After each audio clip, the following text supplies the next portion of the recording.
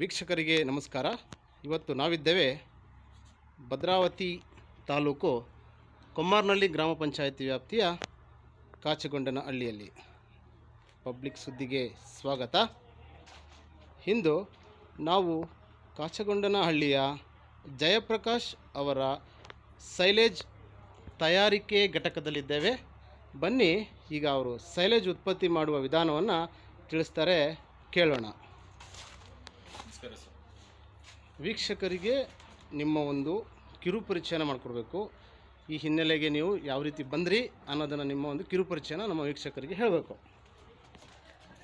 Starting ನಾವು 1-2 ದನ ಇಟ್ಕೊಂಡಿದ್ವಿ. ಗದ್ದೆಯಲ್ಲಿ ಜೋಳ ಚೆಲ್ಕೊಂಡು ಕುಯ್ಕೊಂಡು ಅದನ್ನು ತಂದು ಮಾಡಿ ಒಂದು 5 ಲೀಟ್ರ್ ಹಾಲು ಹಾಕ್ತಾಯಿದ್ವಿ. ನಮಗೇನು ಪ್ರಾಫಿಟ್ ಅನ್ನಿಸ್ತಾ ಇರಲಿಲ್ಲ. ಹಾಗಾಗ್ಬಿಟ್ಟು ಸೈಲೇಜ್ ಅನ್ನೋ ಒಂದು ಕಾನ್ಸೆಪ್ಟು ನಮ್ಮ ಫ್ರೆಂಡ್ ಹತ್ರ ನೋಡಿದ್ವಿ. ಅವ್ರು ಸಣ್ಣ ಮಟ್ಟದಲ್ಲಿ ಮಾಡ್ತಾಯಿದ್ರು, ಅವರಿಗೋಸ್ಕರ ನಮಗೇನು ಕೊಡ್ತಾ ಇರಲಿಲ್ಲ. ನಾವು ನೋಡಿದ್ವಿ, ಚಾಪ್ ಕಟ್ರ್ ಇಟ್ಕೊಂಡು ಸಣ್ಣದಾಗಿ ಮಾಡಿ ಒಂದು ಟನ್ ಚೀಲ ತರಿಸಿ ಅದರೊಳಗೆ ತುಂಬಿ ಜನ ಬಿಟ್ಟು ತುಳಿಸಿ ಅದೆಲ್ಲ ಮಾಡ್ತಾಯಿದ್ವಿ. ಅದರಲ್ಲಿ ನಮಗೆ ಸ್ವಲ್ಪ ಕ್ವಾಲಿಟಿ ಕಮ್ಮಿ ಬಂತು. ಆದ್ರೂ ಒಂದು ಸೈಲೇಜ್ ಈ ರೀತಿ ಇದೆ, ಈ ಕಾನ್ಸೆಪ್ಟ್ ಸೈಲೇಜ್ ಚೆನ್ನಾಗಿದೆ ಅಂದರೆ ಮಿಷಿನ್ ತರಿಸಿದ್ವಿ. ದೊಡ್ಡದಾಗಿ ತರಿಸಿ ನಮ್ಮ ಫ್ರೆಂಡ್ ಸರ್ಕಲಿಗೆ ಲೈಟಾಗಿ ಹಂಗಂಗೆ ಒಂದು 5 ಟನ್ನು 4 ಟನ್ನು ಸೇಲ್ ಮಾಡ್ತಾ ಬಂದ್ವಿ. ಸುಮಾರು ಜನ ಕೇಳ್ತಾ ಇದ್ದಾರೆ. ಅದಕ್ಕೋಸ್ಕರನೇ ದೊಡ್ಡದಾಗಿ ಮಾಡಿ ನಮಗೂ ನಮ್ಮ ದನ ಕರುಗಳಿಗೂ ಯೂಸ್ ಮಾಡ್ಕೊತೀವಿ, ಮತ್ತು ಬೇರೆಯವರಿಗೂ ಸೇಲ್ ಮಾಡ್ತಾ ಇದೀವಿ ಸರ್. ಈಗ ನಾವು ಕಂಡಂತೆ, ಈಗ ನಾನು ಅಲ್ಲಿ ನೋಡಿದಂಥ ಪ್ರಕಾರ ಟ್ರ್ಯಾಕ್ಟರ್ ಮೂಲಕ ನೀವು ಅದನ್ನು ರನ್ ಮಾಡ್ತಾ ಇದ್ದೀರಾ ಅನ್ನೋದು ಕಾಣ್ಕೊಂಡಿದೆ ನಮಗೆ. ಕರೆಂಟ್ ಮೂಲಕವೂ ಮತ್ತು ಟ್ರ್ಯಾಕ್ಟರ್ ಮೂಲಕ ಎರಡೂ ಮೂಲಕವೂ ನೀವು ರನ್ ಮಾಡ್ಬೋದಾ? ಇದನ್ನ ರನ್ ಮಾಡ್ಬೋದು ಸರ್. ನಮಗೆ ಕರೆಂಟಿಂದ ಅಷ್ಟು ಇದಾಗಿಲ್ಲ ಸರ್. ಟ್ರ್ಯಾಕ್ಟ್ರಿಂದ ನಮಗೆ ಅನುಕೂಲ ಆಯಿತು. ಓಕೆ, ಹಾಗಾಗಿ ಟ್ರ್ಯಾಕ್ಟ್ರಿ ತರಿಸ್ಕೊಂಡು ಅದರಲ್ಲಿ PTO ಶಾಫ್ಟಿಂದ ರನ್ ಮಾಡ್ತಾ ಇದ್ದೀವಿ. ಯಾಕೆ ನೀವು ಈ ಕ್ಷೇತ್ರವನ್ನು ಯಾಕೆ ಆರಿಸ್ಕೊಂಡ್ರಿ?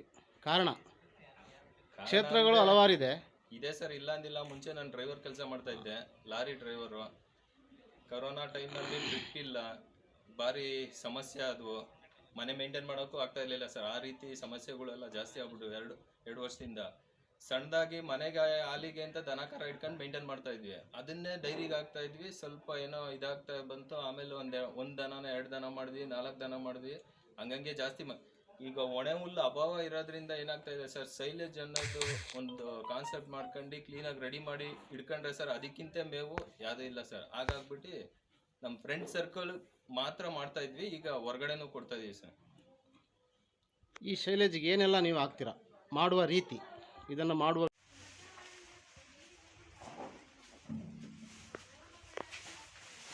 ಈಗ ಸರ್ ಹೆಂಗೆ ಅಂದರೆ, ಈಗ ನೀವು ಏನೀಗ ಪ್ಯಾಕೆಟನ್ನು ಹೊರ ತೆಗೆದ್ರಿ, ಪ್ಯಾಕ್ ಮಾಡ್ತೀರಾ. ಪ್ಯಾಕ್ ಮಾಡಿದ ನಂತರ ಎಷ್ಟು ದಿನಗಳ ತನಕ ಇದನ್ನು ಶೇಖರಣೆ ಮಾಡಿರ್ತೀರಿ?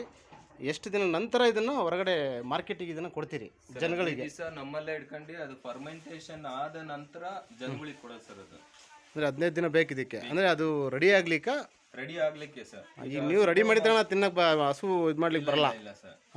ರೆಡಿ ಮಾಡಿದ ತಕ್ಷಣ ಹಾಕಿದ್ರೆ ಹಸಿ ಮೇವು ಟೈಪ್ ಇರುತ್ತೆ. 15 ದಿವಸದ ನಂತರ ಅದನ್ನ ಯೂಸ್ ಮಾಡಿದ್ರೆ ಅದು ಫರ್ಮೆಂಟೇಷನ್ ಆಗಿ ಸೈಲೇಜಿಗೆ ಕನ್ವರ್ಟ್ ಆಗಿರುತ್ತೆ ಸರ್. ಅದು ಯಾಕೆ ನಾವು ಈ ಒಂದು ಹಸಿ ಹುಲ್ಲು ಹಾಕೋದಕ್ಕೋ ಒಣ ಹುಲ್ಲು ಹಾಕೋದಕ್ಕೋ ಹಿಂಡಿ ಬೂಸ ಹಾಕೋದಕ್ಕೂ ಮತ್ತು ನಿಮ್ಮ ಸೈಲೇಜನ್ನು ಹಾಕೋದಕ್ಕೂ ಡಿಫ್ರೆನ್ಸ್ ಏನು? ಅದಕ್ಕೂ ಇದಕ್ಕೂ ಇರ್ತಕ್ಕಂಥ ಒಂದು ಡಿಫ್ರೆನ್ಸ್ ಏನು ಸರ್? ಡಿಫ್ರೆನ್ಸ್ ಅಂತ ನೋಡೋಕೆ ಬಂದರೆ, ಒಣ ಹುಲ್ಲು ಅಂತ ನೋಡೋಕೆ ಹೋದ್ರೆ ಒಣ ಹುಲ್ಲಲ್ಲಿ ಏನೂ ಇಲ್ಲ, ಸುಮ್ಮನೆ ಏನೂ ಆಗ್ಬೇಕಷ್ಟೇ ಸರ್. ಇದರಲ್ಲಿ ಸೈಲೇಜ್ ಅಂತ ಕಾನ್ಸೆಪ್ಟಲ್ಲಿ ಇರೋದೇ ಅದನ್ನು ರಸಭರಿತ ಮೇವು ಅಂತಾರೆ ಕನ್ನಡದಲ್ಲಿ. ಅದನ್ನು 15 ದಿವಸದ ನಂತರ ನಾವು ಹಾಕೋದ್ರಿಂದ ಅದರೊಳಗಿರೋ ಜೋಳ, ನಾವು ಹಾಕೋ ನೀರು, ಉಪ್ಪು ನೀರು, ಬೆಲ್ಲದ ನೀರು ಅದೆಲ್ಲ ಮಿಕ್ಸ್ ಆಗಿ ಒಂದು ರೀತಿ ಸ್ಮೆಲ್ ಬರುತ್ತೆ, ತಿಂಡಿ ಸ್ಮೆಲ್ ಸರ್. ಅದು ಹಾಕೋದ್ರಿಂದ ದನಗಳು ಡಿಗ್ರಿ ಫ್ಯಾಟು ಒಳ್ಳೆ ಶೈನಿಂಗ್ ಬರುತ್ತೆ. ದನ ಒಂದು ದಿವಸಕ್ಕೆ ಒಂದು ಹಸುಗೆ 10 ರಿಂದ 20 kg ಅದರ ಪ್ರಮಾಣದ ಮೇಲೆ ಹಾಕ್ಬೋದು ಸರ್. ನಾವು ಹಾಲು ಕರಿತೀವಲ್ಲ, ಹಾಲು ಕೊಡುತ್ತಲ್ಲ ಅದ್ರ ಮೇಲೆ. ಹಾಗಾಗಿ ಈಗ ಅಂದರೆ ನೀವು ಇದನ್ನು ಯೂಸ್ ಮಾಡ್ತಾ ಇದ್ದೀರಿ, ನಿಮ್ಮ ಮನೆಯಲ್ಲಿರ್ತಕ್ಕಂಥ ಹಸುಗಳಿಗೆ ಇದನ್ನು ಯೂಸ್ ಮಾಡ್ತಾ ಇದ್ದೀರಾ? ನಿಮ್ಮ ಮನೇಲಿ ಎಷ್ಟು ಹಸು ಇದೆ? ನಮ್ಮ ಮನೇಲಿ 9 ಇದೆ ಹಸು. 9 ಹಸು. ಎಷ್ಟು ಹಾಲನ್ನು ಕೊಡ್ತಾ ಇದೆ? ನೀವು ಮುಂಚೆ ಈಗೇನೆಂದರೆ, ನೀವು ಮುಂಚೆ ಹುಲ್ಲು ಹಾಕೋದ ಸಂದರ್ಭದಲ್ಲಿ ಕೊಡ್ತಕ್ಕಂಥ ಹಾಲಿಗೂ ಈಗ ನೀವು ತಯಾರಿಸ್ತಕ್ಕಂಥ ಈ ಸೈಲೇಜ್ ಇದೆಯಲ್ಲ, ಇದನ್ನು ಹಾಕುವಾಗ ಕೊಡ್ತಕ್ಕಂಥ ಡಿಫ್ರೆನ್ಸ್ ಏನಾದ್ರು ಕಂಡಿದೆಯಾ ನಿಮಗೆ? ಡಿಫ್ರೆನ್ಸ್ ಇದೆ ಸರ್. ನಾವು ಒಣ ಹುಲ್ಲು, ಹಸಿ ಹುಲ್ಲು, ತಿಂಡಿ ಕೊಡ್ತಾ ಇದೆ ಸರ್. ತಿಂಡಿ ಕೊಡೋಬೇಕಾದ್ರೆ ಒಂದು ಟೈಮಿಗೆ 30-35 ಹಾಕೋದು ಸರ್. ಈಗ 55 ಲೀಟ್ರು ಒಂದು ಟೈಮಿಗೆ ಹಾಕ್ತೀನಿ ಸರ್. ಅದರಲ್ಲೂ ಗಬ್ಬ ಇದ್ದಾವೆ. ಗಬ್ಬ ಇರೋವು ಇದಾವೆ, ಇಲ್ಲದೆ ಇರೋದು ಕರಾಕಿರೋ ಇದಾವೆ. ಒಂದು ಟೈಮಿಗೆ 55 ಲೀಟ್ರ್ ಹಾಲು ಆಗ್ತಾ ಇದೆ ಸರ್. ಸೈಲೇಜ್ ಅಂತ ಮಾಡಿದ್ಮೇಲೆ ಹಸಿ ಹುಲ್ಲು ನಾವು ಹೋಗ್ತಾ ಇದ್ವಿ, ಅಲ್ಲಿ ಇಲ್ಲಿ ಕುಯ್ಕೊಂಬಂದು ಹಾಕ್ತಾ ಇದ್ವಿ, ಅದು ಅಷ್ಟು ಇದಾಗ್ತಾ ಇರಲಿಲ್ಲ ಸರ್. ಡಿಗ್ರಿ ಫ್ಯಾಟು ಏನು ಬರ್ತಾ ಇರಲಿಲ್ಲ. ಸೈಲೇಜ್ ಅಂತ ಮಾಡೋಕ್ಕೆ ಬಿಟ್ಮೇಲೆ ಒಳ್ಳೆ ಇಂಪ್ರೂವ್ಮೆಂಟ್ ಚೆನ್ನಾಗಿ ಕಾಣ್ತಾ ಇದೆ ಸರ್. ಓಕೆ, ಈಗ ನಿಮ್ಮಲ್ಲಿ ಎಷ್ಟು ಜನ ಇಲ್ಲಿ ಕೆಲಸ ಮಾಡ್ತಿದ್ದಾರೆ? ಸರ್ ನಮ್ಮಲ್ಲಿ 3 ಜನ ಮಾಡ್ತಾ ಇದೀವಿ ಸರ್ ಮಿಷನಲ್ಲಿ. ಫೀಲ್ಡಲ್ಲಿ ಕಟ್ ಮಾಡಿ ಲೋಡ್ ಮಾಡಿಕೊಡೋಕ್ಕೆ ಒಂದು 4 ಜನ ಇದ್ದಾರೆ ಸರ್ ಸಪ್ರೇಟಾಗಿ. ಒಟ್ಟು ಒಂದು 7 ಜನಕ್ಕೆ ಇವರಿಗೆ ಕೆಲಸಗಳನ್ನ ಕೊಟ್ಟಿದ್ದೀರಿ. ಕೊಟ್ಟಿದ್ದೀವಿ ಸರ್. ಓಕೆ,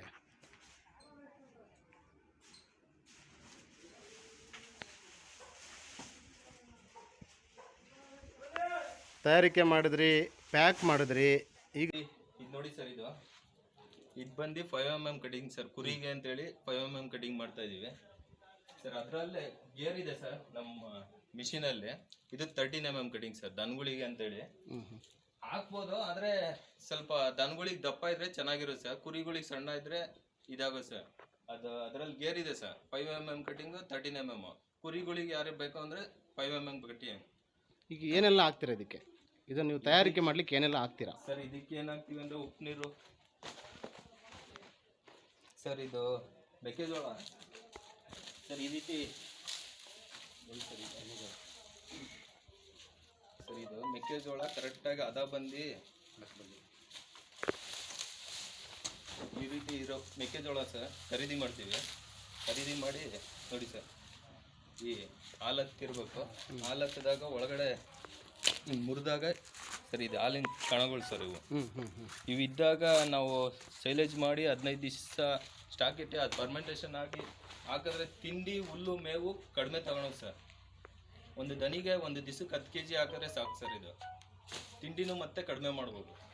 ಅಂದರೆ ಈಗ ನೀವು ಸರ್ ತಿಂಡಿ ಸೈಲೇಜನ್ನು ತಯಾರು ಮಾಡಲಿಕ್ಕೆ ಇದ್ರ ಜೊತೆಗೆ ಇನ್ನೇನು ಹಾಕ್ತೀರಾ? ಈ ಒಂದು ಜೋಳದ ಸಪ್ಪೆ ಅಂತ ಹೇಳಿದ್ರಲ್ಲ, ಇದ್ರ ಜೊತೆ ಇನ್ನೇನು ಹಾಕ್ತೀರಾ ಬೇರೆ? ಬೆಲ್ಲದ ನೀರು, ಉಪ್ಪು ನೀರು, ಕಲ್ಚರ್ ಅಂತೇಳಿ ಒಂದು ಪೌಡ್ರ್ ಬರುತ್ತೆ ಸರ್.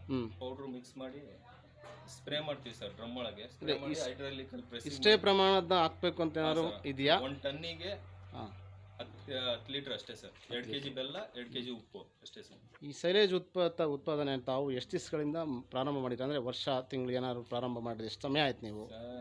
1.5 ವರ್ಷ ಆಯ್ತು ಸರ್. 1.5 ವರ್ಷಕ್ಕೆ ಮುಂಚೆ ಸಣ್ಣ ಪ್ರಮಾಣದಲ್ಲಿ ಮಾಡ್ತಾ ಇದ್ವಿ, ಈಗ ದೊಡ್ಡದಾಗಿ ಮಾಡಿದ್ವಿ. ಈಗ ಅವಾಗ ಮಾಡ್ತಿದ್ದಕ್ಕೂ ಈಗ ಏನು ವ್ಯತ್ಯಾಸ ಕಂಡಿದೆ ನಿಮಗೆ? ಈಗ ನಾವು ಮಿಷಿನ್ ತಂದು ಅದರಲ್ಲಿ ಪ್ರೆಸ್ಸಿಂಗ್ ಮಾಡೋದ್ರಿಂದ ಕಂಪ್ರೆಸರ್ ಚೆನ್ನಾಗಿ ಆಗ್ತಾ ಇದೆ ಸರ್. ಮುಂಚೆ ಇದಾಗತ್ತೆ ಸರ್, ಫಂಗಸ್ ಬರೋದು, ಸೆಂಟರ್ ಫಂಗಸ್ ಬರೋದು, ನಾವು ಕಾಲಲ್ಲಿ ತುಳಿಯೋದು, ಅದು ಫಂಗಸ್ ಬರೋದು, ದನ ತಿನ್ನಲ್ಲ, ವೇಸ್ಟೇಜ್ ಜಾಸ್ತಿ ಆಗೋದು. ಈಗ ನಾವು ಹೈಡ್ರಾಲಿಕಲ್ಲಿ ಪ್ರೆಸ್ಸಿಂಗ್ ಮಾಡೋದ್ರಿಂದ ಕ್ಲೀನಾಗಿ ಪ್ರೆಸ್ಸಿಂಗ್ ಆಗಿ ಇದಾಗುತ್ತೆ ಸರ್, ಏರಿರಲ್ಲ. ಇದು ಪ್ಯಾಕಿಂಗ್ ವ್ಯವಸ್ಥೆ ಹೆಂಗೆ ಮಾಡ್ಕೊಂಡಿದ್ದೀರಾ? ಪ್ಯಾಕ್ ಮಾಡೋ ವ್ಯವಸ್ಥೆ ಎಲ್ಲ ಯಾವ ಥರ ಮಾಡ್ತೀರಾ? ಈಗ ರೆಡಿ ಆಗಿದೆ, ಈಗ ಅದನ್ನು ಪ್ಯಾಕ್ ಮಾಡಬೇಕು ಅನ್ನೋ ವ್ಯವಸ್ಥೆ ಮಾಡೋದು ನೀವು ಯಾವ ಥರ ಮಾಡ್ತೀರಾ? ಅದರಲ್ಲೇ ರೆಡಿ ಪ್ಯಾಕ್ ಮಾಡಿ ಪ್ಯಾಕಿಂಗನ್ನು ಇಟ್ಟು ತೆಗಿತೀರಾ, ಅಥವಾ ಇಲ್ಲೇಂದ್ರೆ ಹೊರಗಡೆಯಿಂದ ತೆಗೆದು ತುಂಬ ವ್ಯವಸ್ಥೆ ಮಾಡ್ತೀರಾ? ಏನಿಲ್ಲ ಸರ್, ಹೊರಗಡೆ ಏನಿಲ್ಲ, ಡೈರೆಕ್ಟ್ ಕಟಿಂಗ್ ಆ ಭೂಮಿಗೆ ಬರುತ್ತೆ ಸರ್. ಭೂಮಿ ಒಳಗಿಂದ ಡ್ರಮ್ ಒಳಗೆ ಬೀಳುತ್ತೆ. ಇದು ಹೈಡ್ರಾಲಿಕ್ ಪ್ರೆಸ್ಸಿಂಗ್ ಸರ್. ಇದು ಡ್ರಮ್ ರೋಲ್ ಆಗುತ್ತೆ ಸರ್. ಹೀಗೆ